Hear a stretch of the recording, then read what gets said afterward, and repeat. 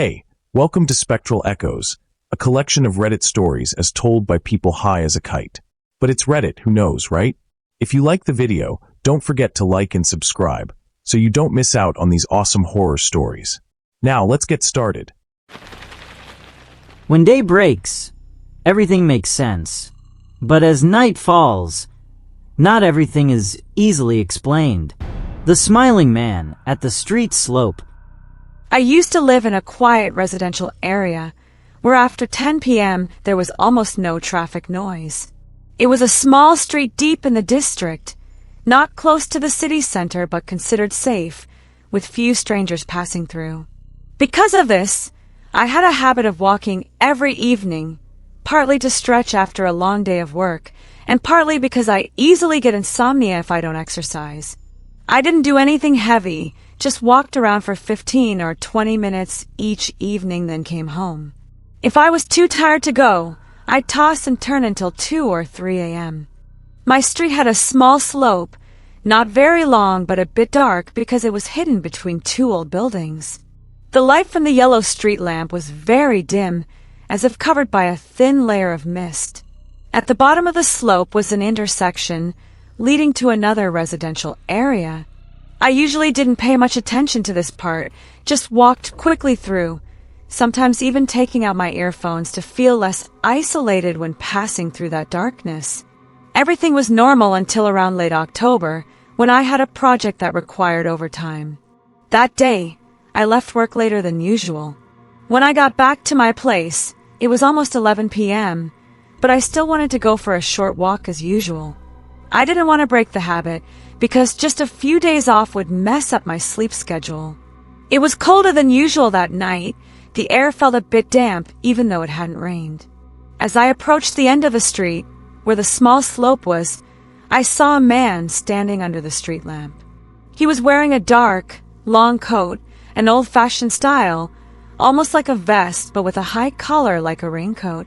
His hood was up, obscuring most of his face, revealing only his chin and mouth.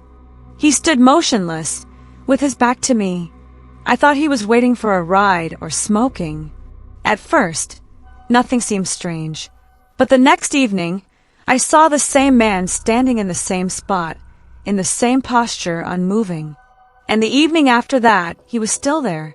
Some nights, he would tilt his head as if listening to something. Other nights, he would stand straight with his head slightly bowed.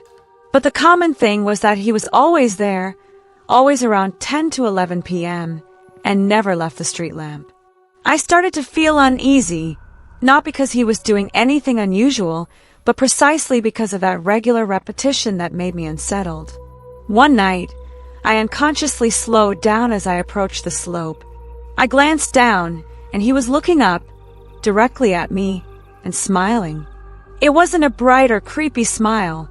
It was just a slight, polite smirk. But standing in that dim light, the smile seemed unchanging. I quickened my pace, but I could still feel his gaze following me to the very end of the street. I told a friend about it, and she said I was probably too tired and imagining things, or I'd met a local who had the same walking habit as me. I wanted to believe that, so the next day I tried a detour, another route about 500 meters further. But as I approached the intersection leading to the main street, I saw a figure standing under the street lamp again, still in a long coat, still motionless. I didn't go closer to check, just looked from a distance and turned back. I started avoiding that route, but my mind always went back to it. Every night before going out, I'd hesitate. Sometimes, I'd pull out my keys, then put them away again, telling myself it was okay to skip a night. But on the nights I didn't walk, I couldn't sleep. Then came a Saturday night.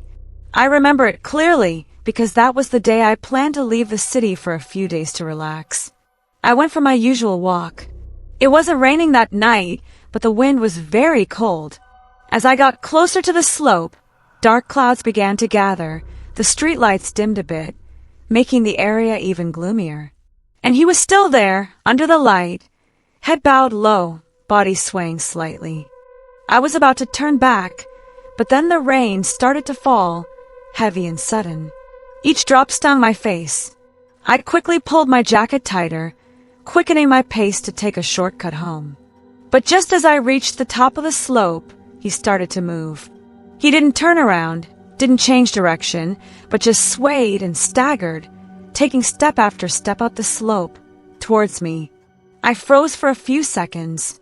The rain poured down, its sound drowning out his footsteps, but then I still heard the sound of his shoes, like regular clop, clop, clop of hobnailed boots, but getting faster and faster.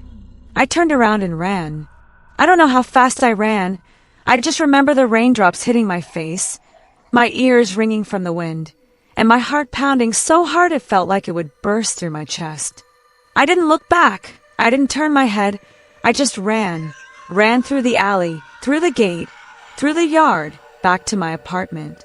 My hands were shaking, so much I couldn't open the key. It took me 3 tries to get the door open. I went inside, slammed the door shut, locked it twice, and drew the curtains. I stood there, drenched, my heart still racing.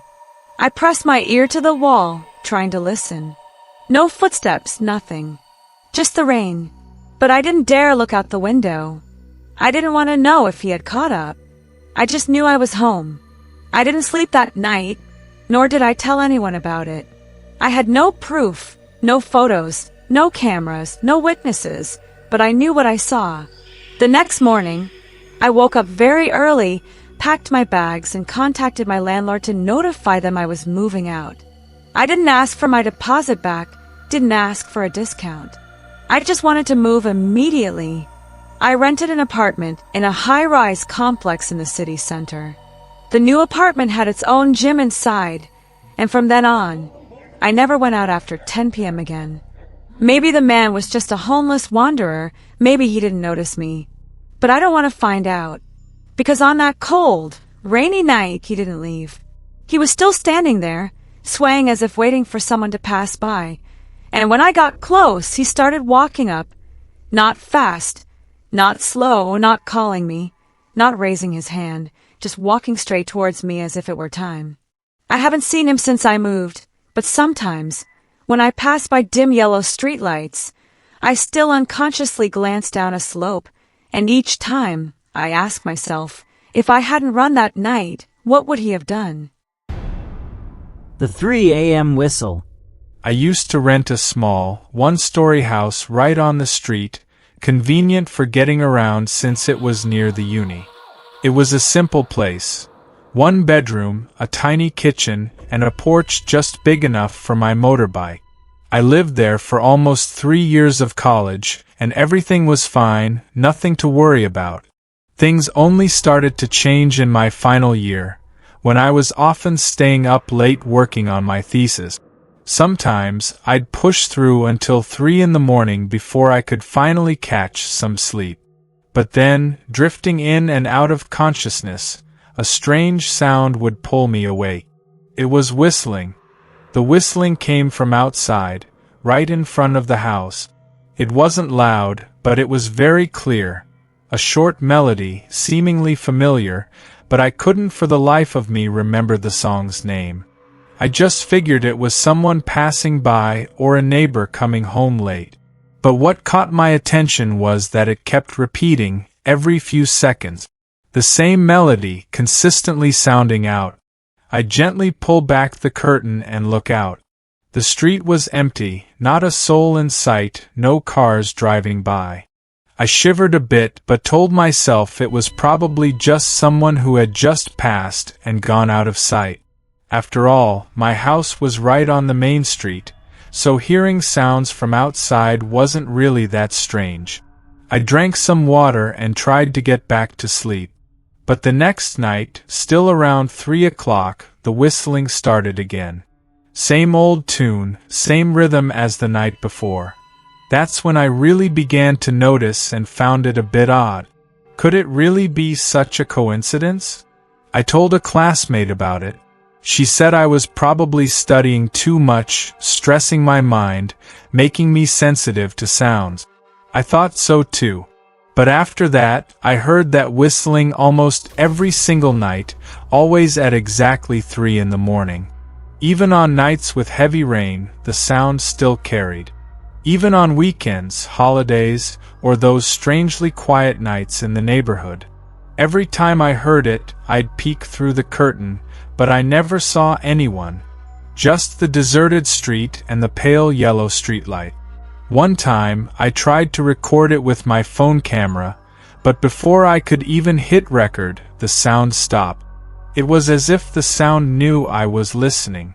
I wondered if I was hallucinating. Maybe I was just too tired. One night, I decided to just wait for it. No lying down, no sleeping. I just kept my desk lamp on, pulled the curtains slightly open, and sat facing the window looking out at the street. I wanted to know if I'd see anything this time, with myself fully awake.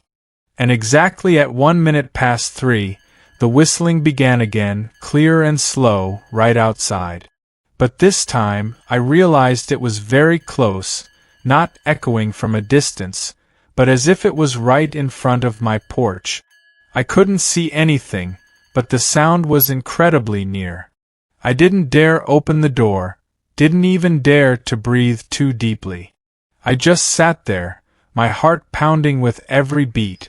For the first time, I felt truly scared, because what you can't see is always scarier than what you can clearly see. The next morning, I contacted the real estate agent who had helped me find the place. I gave the excuse that I needed to move closer to a friend and moved out that very week. The landlord didn't ask many questions, just nodded and wished me good luck with my studies. Since moving, I haven't heard any whistling. My new place is deep in an alley, quiet and private. I sleep much better, no longer waking up in the middle of the night. But for the first few weeks, I still wasn't completely at ease.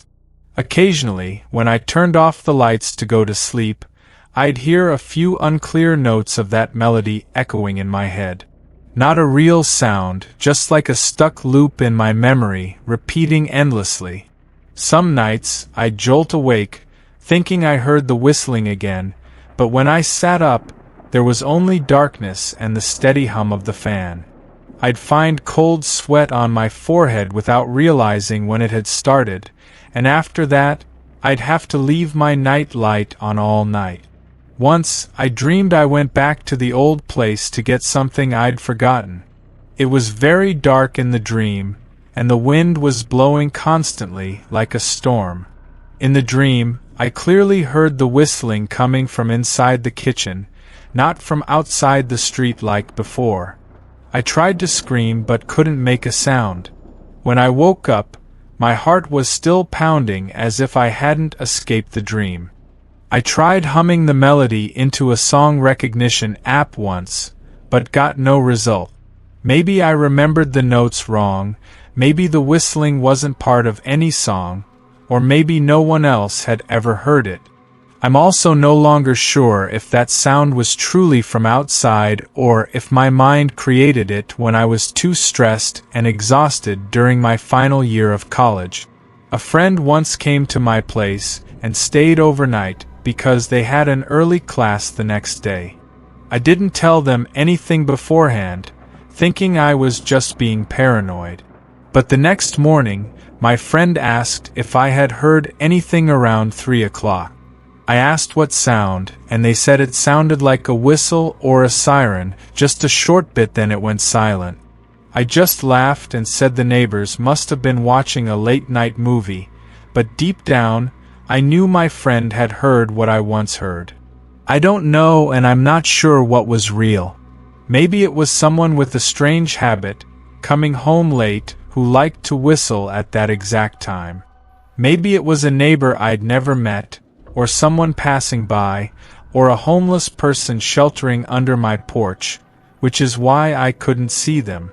Or maybe I just imagined it all, exhausted, sleep-deprived, and under pressure.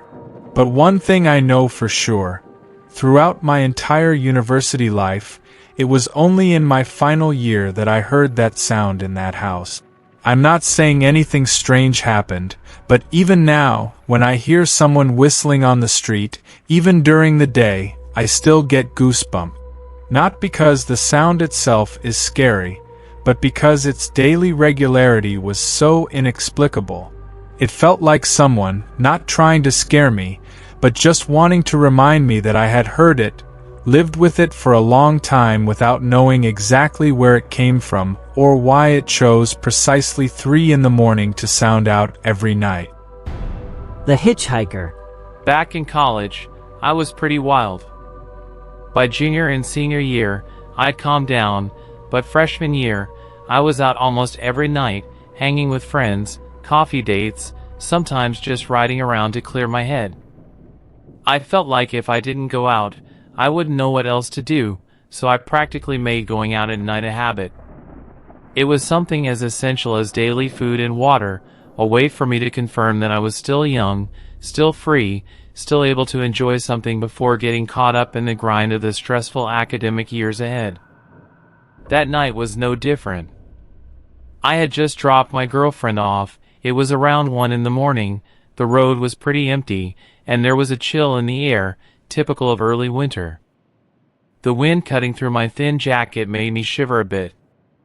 And on the stretch past the desolate field near the industrial zone, where both sides of the road were just tall weeds and a few scattered reflective signs, I saw a man standing close to the curb, wearing a thin shirt, gently raising his hand to hitchhike. I clearly saw it was a man standing by the road, in a thin shirt, no extra jacket. His hand was slightly raised towards me, gesturing for a ride. It was quite cold, so I found it odd that he wasn't wearing anything warmer. I hesitated for a moment, wondering if I should stop, but then I simply thought that this was a working class area, and maybe he was just coming home late from work or had an emergency. I decided to pull over. He opened the door and got in, not saying much, just mumbled that he wanted to go near the residential area ahead. His voice was hoarse, tired, his words brief, like someone who was exhausted or didn't want to communicate much. At the time, I didn't pay close attention, only noting that he was wearing a cap, a thin shirt, and looked thin. His skin seemed pale, with no distinctive features. But the car door closed so softly I barely heard a sound. Throughout the ride, the atmosphere in the car was dead silent. I tried asking a few questions like, "Where do you work?" "Must be tired coming home so late, huh?" hoping to spark a little conversation to ease the quiet. But I only got short, gruff replies, his voice still hoarse. I wasn't sure if it was due to tiredness, the cold, or some other reason. I started to feel a bit strange, not because of what he said but because of his eyes. Every time I glanced in the rearview mirror, I'd catch his gaze staring straight at me. His look wasn't intense, but it also didn't evade or shift away. It just stayed there, motionless and purposeful, as if he knew I was watching and deliberately held that gaze, unwavering. At first, I thought I was imagining things or that the dim light was making the rearview mirror reflect incorrectly. But when I actively avoided looking in the mirror, the feeling didn't go away. It was like a cold draft on the back of my neck, as if his eyes were piercing through my clothes and fixing on my back, making me so uncomfortable I felt restless. Finally, I spoke up again. "Which part of the residential area should I stop for you?" He replied, his voice even quieter than before, almost a whisper but still clear enough to hear, "Right across from the cemetery, opposite the industrial zone gate. You can drop me off there." I didn't ask anything else, not sure if it was out of awkwardness or because there was nothing left to say. I just slowed down and pulled the car over to the side of the road. It was the stretch opposite the old cemetery gate, an area with no streetlights, only faint, yellowish light from the factory across the road, creating a dim, hazy glow just enough to see shapes but not clear faces. He opened the door and got out, but again, there was no loud sound as usual. I didn't hear his feet hit the pavement, no familiar car door closing sound. Everything was just silence. I waited a few seconds because something felt off, then turned around to look, but he was gone. I looked in the rearview mirror, but I couldn't clearly see his face or figure, only a faint shape moving further and further away down the dirt road leading into the cemetery. I froze for a moment, unsure who I had just given a ride to. The heavy feeling from earlier hadn't lifted, not because anything was overtly strange, but because everything was eerily mismatched. The person had no smell of sweat, no sound of breathing, made no noise even getting in or out of the car. It was like a silent shadow had slipped into the space and then vanished, leaving behind an empty, cold void that suddenly sent shivers down my spine. I got home, but my hands were still trembling slightly. That entire night, I couldn't sleep, tossing and turning in the darkness with so many questions in my head. I couldn't explain what made me so uneasy, because everything seemed logical at first glance, yet also completely illogical. Maybe it was someone coming home late from work, too tired to talk. Maybe the person had a difficult life or was ill, which made their voice weak. The strange gaze could have just been my imagination. But there was something unclear but persistent, that made me, from that day on, never again stop my car to pick up strangers on a late-night road, even if they looked harmless. Even now, whenever I pass that old industrial zone, even in broad daylight, I still avoid the turn that leads to the cemetery. Not because I see anything unusual there, but because I don't want to see that gaze again, a silent yet lingering look, as if once it had touched me, it wouldn't let go.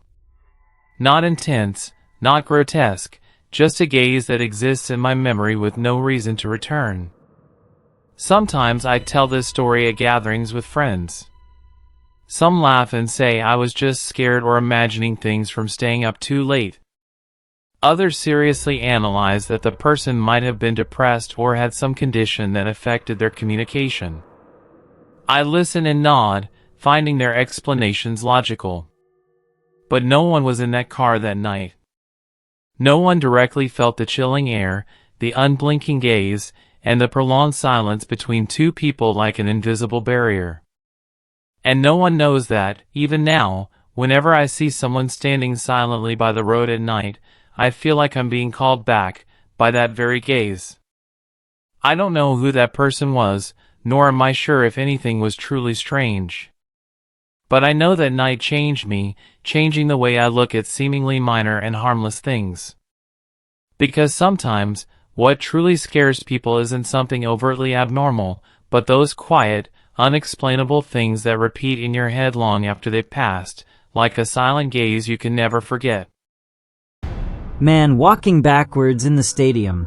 That summer, I often went to the stadium behind my dorm to jog in the evenings. During the day, it was too sunny and crowded, but at night, it was cool and quiet. The stadium wasn't big, just a concrete track running around a grassy field, a few rows of trees, and overhead floodlights casting patchy, diffused light. I was used to running at that time. Everything was familiar, and I never felt unsafe. That day, I went to the stadium around 10 p.m. It was cloudy, and the light from the floodlights wasn't as clear as usual. It was a bit cold and gray, casting long shadows across the ground.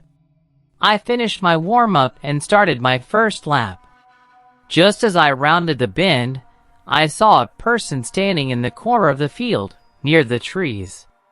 They were wearing a black hoodie, hood pulled up tight over their head, arms hanging loosely, head bowed down, standing perfectly still, not moving an inch. I thought it was just someone taking a break, so I didn't bother. But on my second lap, then my third, the person was still in the exact same spot, showing no movement, not even lifting a foot or stretching. The lights weren't clear enough to see their face, but the way they stood completely motionless made me feel unsettled. By the fourth lap, as I was about to turn the bend, I instinctively glanced over. And at that moment, the person began to move, but they didn't turn around and walk normally. They moved backwards, one slow, steady, silent step at a time, moving directly in the direction I was running towards, as if they knew exactly where I was going. There were no footsteps, no arm movements, just that figure sliding backwards on the concrete, their long shadows seeming to slither along. I slowed down. My heart rate increased not from exertion, but from some primal instinct yelling at me to leave that place immediately. So I instantly changed direction, running to the opposite side of the field. I told myself I was overthinking it. Maybe someone was playing a joke, practicing a dance, or simply had a strange habit. But when I glanced back again, the person had stopped in their original position, head bowed, silent, not moving anymore, but they seemed a little closer. I wasn't sure. Maybe I saw it wrong. But that distance, just a few steps shorter, made my hair stand on end. It was as if they knew I had looked back, and deliberately moved a little closer. I quietly ran half a lap more than stopped completely. Standing far away, I could still see that figure, a standing shadow, precisely a shadow, because the light wasn't enough to see a face, but still enough to know that person was looking. I couldn't be sure if their gaze was real, given the distance and the hood pulled tight. But every time I looked over, I felt like they would slightly tilt their head up, then bow it down again, as if they were looking at me, then closing their eyes, then looking again without blinking, without moving their gaze. I quickly walked towards the exit, not running, because I was afraid if I ran, that person would start walking or running after me too. And I knew, if that happened, I might collapse right there on the field. When I reached the stadium exit, I turned my head one last time, and no one was there. I stood still for a few seconds, then rushed back to my room. Once inside, I double-locked the door, drew the curtains, and turned off the lights. I didn't sleep that night, not because of fear, but because of the feeling that someone, in a place I once thought was familiar, was doing something that made me feel so strange. But I also figured they must have left when I was walking away, and since my back was to them, I wouldn't have known. The next morning, I didn't tell anyone, partly out of embarrassment if it was just some eccentric exerciser. But something made me even more curious when I checked my running route on my fitness watch. My final lap had an unusual segment where my speed dropped to 0 for a few seconds, right at the bend where that person was standing. I don't remember stopping, but the data showed I had stood still for about 4 seconds. For seconds? What was I doing then that I stopped? From that day on, I never ran at night again. No matter how busy my studies got, I went to the stadium early in the morning when the sun was bright and many people were around. I never went alone again, and I never, ever went back to that corner of the field. Because sometimes, the silent figures walking backwards in the dark aren't exercising. They're just waiting for someone to turn around and look back. The mud stain in the trunk. I was driving home alone after a friend's wedding. The party was in the suburbs, about 2 hours from the city. The venue was nestled among rolling grassy hills and sprawling gardens. A beautiful scene, but the drive home meant crossing several isolated fields. That day, I left late because I stayed to help my friend clean up and see off guests.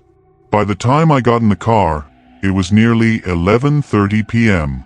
It wasn't raining, but there was a light mist, and the night air in the countryside was damp, cool, and a bit chilly against my collar. The stretch from the party venue to the main road was the part one dreaded most. No streetlights, no houses nearby, just fields, grasslands, and bushes right alongside the old asphalt road. I had driven this stretch during the day on my way to the party and thought nothing of it, just a bit deserted. But on the way back, with only my headlights illuminating a small patch ahead, I truly felt the solitude of being alone moving in that landscape. I put on some quiet music, nothing too upbeat, just a few familiar acoustic tracks to stay awake. I didn't open the windows because the wind was cold, but for some reason, the air inside the car felt colder than usual. Maybe it was the damp mist, maybe it was just my imagination. As my car passed a wide stretch of field on my right, I saw someone walking along the edge of the field. I only caught a glimpse of the back and shoulders of someone wearing a dark coat, walking with a slight stumble, like they were drunk or utterly exhausted. I thought it was a farmer coming home late or someone who lived nearby. But what made me pause for a few seconds was that as I drove past, my headlights clearly illuminated the area, and when I glanced in the rearview mirror to look back, the figure completely vanished behind a bush near the road. The strange thing was, there was no path there, just an empty field, lower than the road and quite muddy. I didn't see the person continue walking out, no shadow moving in the light. I didn't stop the car, nor did I turn back. I just shivered slightly, my heart beating faster, but I still reassured myself that it was late at night, and the car lights reflecting might have made me see things wrong. I kept driving. About 5 minutes later, the road started to have a few gentle curves. A large tree appeared ahead on my right, just as the car was approaching a bend. When my headlights swept across it, I saw a figure standing close to that tree trunk, with their back to me. They stood motionless, tall and broad-shouldered, head tilted slightly to one side. The moment was very brief. I just passed by, but I still managed to see clearly. No movement, no hands in pockets, no turning around, no dodging the car. I only glanced because I didn't dare look closely. But through the rear-view mirror, I looked again, and no one was standing by the tree anymore. Only the bare tree trunk remained. No figure, no movement, no sound. I was stunned for a moment. I knew for sure I had seen someone. It couldn't have just been a tree shadow. It was a real person. But where did they go in those few seconds? There was nowhere to hide, no path to cross. As to the left was a deep field. No other cars were coming in the opposite direction. No footsteps, no disturbance. I kept driving, but my heart was noticeably pounding faster, my palms sweating. At that point, I started to feel not exactly scared, but watched. The feeling didn't come from seeing someone, but from not knowing where they were, what they were doing, and why they were standing there. I turned the music down, then off completely. The night was too quiet. The sound of my car engine became prominent in my head. Every tiny sound startled me. I got home at nearly 1 in the morning. I parked my car in the apartment complex's yard. I didn't talk to anyone, didn't plan on telling anyone what had just happened. I just wanted to go up to my room, lock the door, and forget about the drive. But when I opened the trunk to get my things, I saw a few muddy streaks running from the edge of the trunk down to the back of the car. I was a bit startled. I hadn't driven through any muddy patches, the weather was dry, and I'd just washed the car yesterday. I leaned in closer and saw a faint handprint inside the trunk's lining, a mud print, like a wet hand had gripped it, leaving a horizontal streak. I thought about taking a picture but hesitated again, unsure who I would explain it to. I wiped it clean, reassuring myself that maybe something had gotten on it when I put my things in, even though I knew I'd only put a wrapped wedding gift, sealed in a plastic bag. That night I had trouble sleeping, not because of fear, but because my mind kept replaying that moment by the tree, that feeling that someone knew I would pass by and was standing there waiting, at that exact time, in that exact spot, not moving, not avoiding, and then just vanished. 2 days later, I cleaned my car again. I checked every corner because I felt uneasy. When I lifted the floor mat under the passenger seat, I found a small drawstring, the kind used to tighten hoodie hoods, black, thin, slightly damp, smelling of old fabric. I didn't recognize it as mine, nor did I remember anyone using that type of string. I hadn't given anyone a ride that night. I picked it up, looked at it for a few seconds, then threw it in the basement trash, not telling anyone. That night, I dreamed I was driving on the old road again but couldn't stop the car. The headlights weren't shining clearly anymore, only illuminating a dim area ahead. As I passed the tree, the car stopped even though I hadn't pressed the brake. Then I saw that figure step out from behind the tree and walk towards me. I couldn't see their face clearly, but as they passed by the car window, I heard a hand slide across the glass, exactly like the mud streak from that night. I jolted awake, my back drenched in sweat. The clock showed 3:11 a.m. From that day on, I never drove home late again unless someone was with me. Even if it was urgent, I chose to stay overnight or wait until morning. Not because I knew exactly what happened, but because I didn't want to know more. Some things you see, but there's no way to verify them, and it's better not to try. I haven't seen any figures by the road since that night, but every time I pass empty stretches of road, especially near fields or large trees, I avoid looking to either side. I just focus on driving and hope to get home soon. And some nights, even when I'm already home in bed, I still imagine hearing a faint slide on the window glass, a wet, cold sound like a long mud streak, exactly like that night. If you like the video, don't forget to like and subscribe, so you don't miss out on these awesome horror stories.